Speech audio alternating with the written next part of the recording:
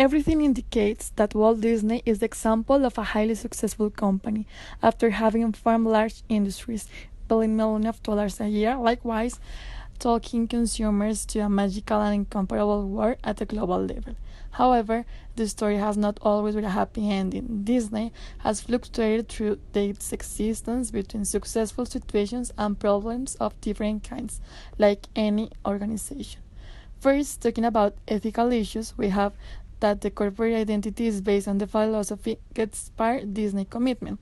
The company states that inspiration is that force that we carry within and that moves us to create that world that we imagine. The motto, Get Inspired Disney Commitment, gives name to the vision, mission, and values that make up the efforts of citizenship of Disney Corporation and that shape the actions and programs that company develops, both to carry a responsible management of its business, such as promoting the well-being and happiness of children and families. The company transmits high corporate values and teamwork to its employees, training and comprehensive for all staff, even for the cleaning staff who is the one who receives the most questions from park visitors. Disney knows that behaving in an ethical manner is essential for success and its great reception by the public. That is why it's acts according to the stories it tells. Because of this, employees must adhere to rules and guidelines that guarantee integrity, honesty, and responsible to Disney. Disney has established a strict policy against child labor, forced labor, and poor working conditions, which it monitors by conducting announced audits. It has also created an anonymous phone line which employees can use to report unethical practices in the workplace. Disney also ensures it does not impose unrealistic deadlines on its suppliers to lessen pressure on production. To top of this, Disney does not work with manufacturers in countries that violate its ethics codes. This means that it terminated its manufacturing contacts in Bangladesh, costing Disney around $2,050 million. The international operations are followed by traditional American company, moving from a global to transnational strategy. 8 global markets and the international goals and growth for each shift towards local managers, Walt Disney Company and Lucasfilm LDT collaboration in China. Physical expansion with the newest parks in Shanghai and Tokyo. The idea is to globalize the local and localize the global around the world. Disney spanned its popular theme park concept in 1984, from its original 2 sites in the US to Japan. To limit its risk, Disney signed an agreement with the Oriental Land Company, which financed and owns Tokyo Disneyland and pays Disney royalties. Tokyo Disneyland proved to be an enormous success and prompted Disney to seek other foreign opportunities. Also, Disney chose Paris, France, as the site for its next theme park in 1988. Paris was selected because some 3.4 million people live within a 2-hour plane ride of the city. The French government offered numerous incentives, bargain press line, and a land extension in the Parisian rail system to the park. Disney was permitted to retain up to 49% of the stock in the new theme park. On the other hand, Euro Disney proved not to have the fairly tell success of its Japanese counterpart. Critics feared that it would threaten the French culture, linking it to a cultural Chernobyl. Farmers condemned the decision of the government to sell their land to Disney. The company found itself under fire for its dress code, training practices, and plans to ban alcohol from the park. Disney Group have planned different international strategies to make them most competitive and attractive for all entertainment. First, reduce the admission prices. The price of admission tickets that were even higher than the US locations had to be significantly reduced. They were too high even for European standards. Second one, turn shows and settings into French style. Even though Mickey Mouse is popular with children and adults worldwide, the French are not fans of the classic Mickey concept. A big challenge for all the world was that Disney of merchandise. The French culture and other cultures does not value giving gifts or souvenirs as does the American culture. A significant form of income at most Disney locations, this became a very costly mistake due to lack of market understanding. The third one is the change of food and eating habits. US Disney locations have a very casual, family-oriented, and dining concept. The complete opposite proved to be true in Paris. not serving alcohol as its custom in the United States was practically the biggest insult that could have been made to the French. Consuming wine or other alcoholic beverage with meals is a part of everyday French living. Also, meals on the go were not typical. And finally, we have the change of employee customs and labor policies. In January 1988, Disneyland Paris was charged with violating French labor laws. Contract and invest. The Walt Disney Company has a generic competitive advantage strategy based on products offered in the entertainment, media, and amusement park industries. Disney's strategy is based on exploiting its competitive advantages and combining different strategies. On the other hand, their products are different from those of the competitors and all adjust to work market trends.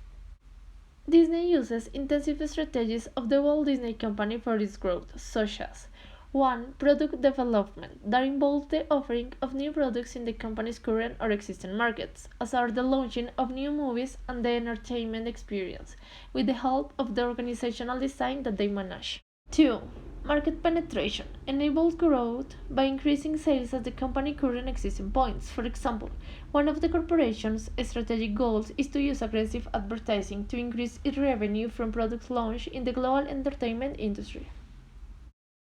3. Market development in Disney's strategy. In business growth, this intensive strategy requires the company to introduce its existing products into new markets or market segments. For example, growth is achieved by establishing operations in new markets, such as through a new Disneyland amusement park to capture a regional market. Entering new markets increases the strength of the company to manage the competitive forces of the industry. And 4. Diversification. Based on the development or acquisition of new businesses, the generic differentiation strategy develops the competitive advantage of new commercial operations that use the company's brand. The development of new companies that increase their presence and popularity of the brand internationally is one of their strategic objectives. For example, through the establishment of the Disney Cruise Line, the company grew by entering the cruise market of the tourism and hospitality industries. The foreign direct investment that Disney handles aims to create lasting link with long-term economic and purposes. In total, the company has 12 parks and destinations around the world, of which 6 are in the United States, and they are Walt Disney Resort Florida, Disneyland Resort California, Disney Cruise Line, Aulani Resort Hawaii, Disney Vacation Club, and Adventures by Disney. Of the rest, 3 are in Asia, and they are Tokyo Disney Resort, Hong Kong Disneyland Resort, and Shanghai Disney Resort, while in the rest of the world there are Disneyland Paris, Disneyland Cruise Line Europe, and Adventures by Disney on all continents.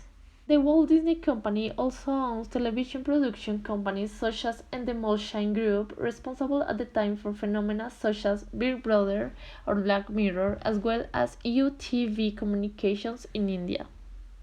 For example, for Disney Orlando has been attracting foreign capital in search of real estate for investment for several years. Property values allow many owners to rent their properties and make a profit. International buyers accounted for approximately 12% of the metropolitan area's 44,000 home sales spanning Orlando, Sanford, and Kissimmee.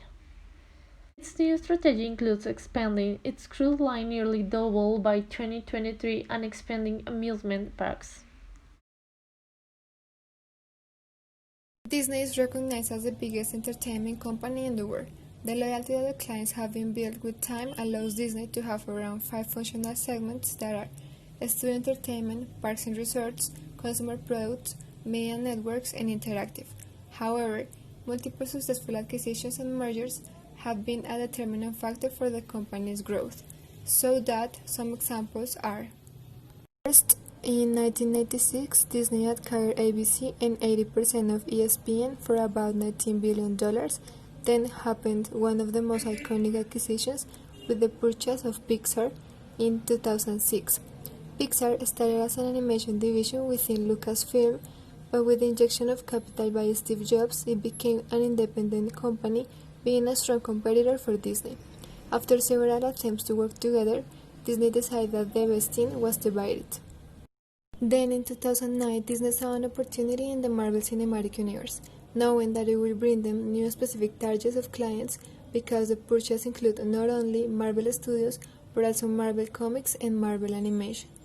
The purchase was for about $4.2 billion. Furthermore, in 2017, Disney started the negotiation process to merge with Fox. This news was very popular in the entertainment world because it proves that Disney doesn't have a limit yet.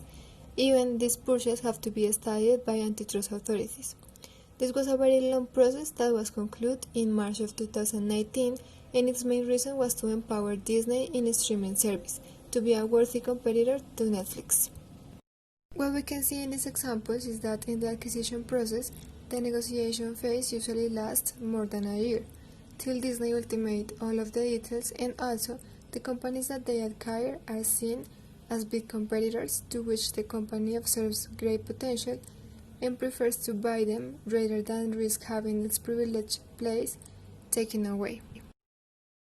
The principal objective of the corporate culture within Disney is to make its own people successful.